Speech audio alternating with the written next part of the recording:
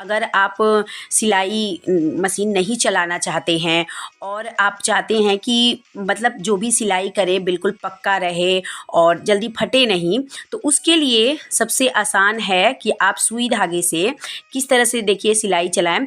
एक तो होता है ना कि हम लोग नॉर्मली जो रनिंग स्टिच करते हैं, तो इस तरह से अगर हम करते हैं ना, अभी मैं आपको करके दिखा रही हूँ कि इस तरह से अगर करते हैं तो ये रहता है कि अगर एक भी धागा इसका कहीं फंस जाता है ना, तो पूरा सिलाई खुल जाता है या सिकुड़ जाता है।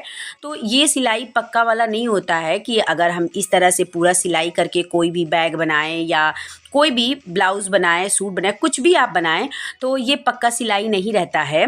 तो उसके लिए हम दूसरी ट्रिक से करेंगे। तो देखिए अभी मैं आपको रनिंग स्टिच करके दिखा रही हूँ कि इस तरह से अगर आप रनिंग स्टिच करते हो तो देखने में भी ये एक बराबर नहीं रहता, बीच बीच में गैप रहता है। और अभी जो मैं आपके साथ शेयर करूँगी ना, वो बिल्कुल देखने में लगेगा जैसे आप मशीन से चलाए हैं और सिलाई बहुत पक्का रहेगा। अभी देखिए अगर बीच से भी कहीं से भी धागा अगर थोड़ा सा भी फंस जाता है ना, तो इस तरह से पूरा सिकुड़ जाता है या खुल जाता है।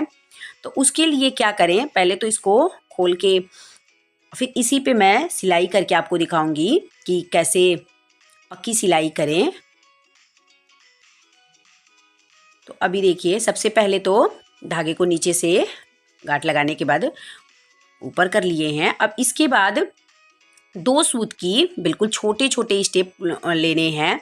और देखिए जहाँ से मैं पहले सुई से निकाली हूँ धागा ना, उससे पीछे की तरफ 2 सूत पीछे जाके और फिर वहाँ से 2 सूत आगे की तरफ, जिस तरह से आपको स्क्रीन पे दिख रहा है, देखिए जहाँ से पीछे की सिलाई है वहाँ से फिर दोबारा सुई को इस तरह से फंसाएंगे और आगे के 2 सूत आगे करेंगे। तो देखिए इसे बैक स्टिच बोलते हैं, हम लोग इसे 1.5 बखिया भी कहते हैं।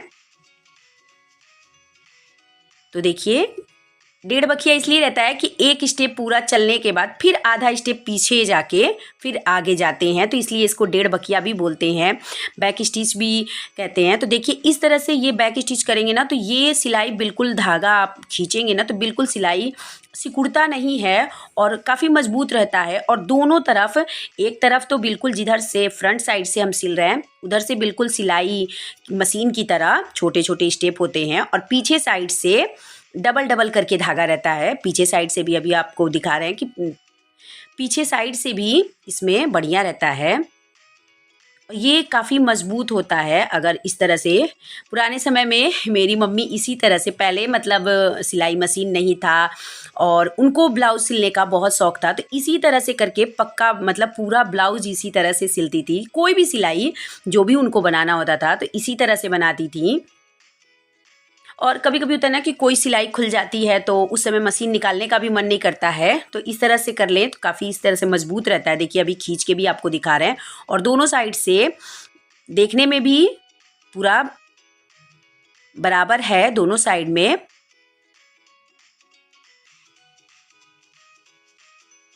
तो अभी देखिए इस तरह से आप सिलाई कर लें। अगर ज़्यादा मजबूत चाहते हैं तो डबल इस तरह से कर लें, लेकिन वैसे इसको डबल करने की भी ज़रूरत नहीं होती है, काफ़ी ये मजबूत होता है।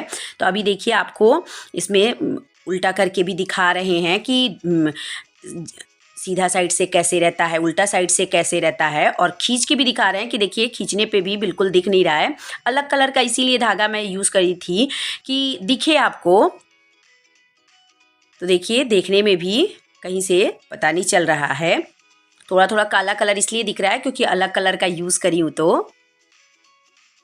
तो इस तरह से आप बैक स्टिच करके बैग बनाइए, या कोई भी नया कपड़ा, पुराना कपड़ा कोई भी सिलाई करना हो तो इस तरह से भी आप बिना सिलाई मशीन के कर सकते हैं।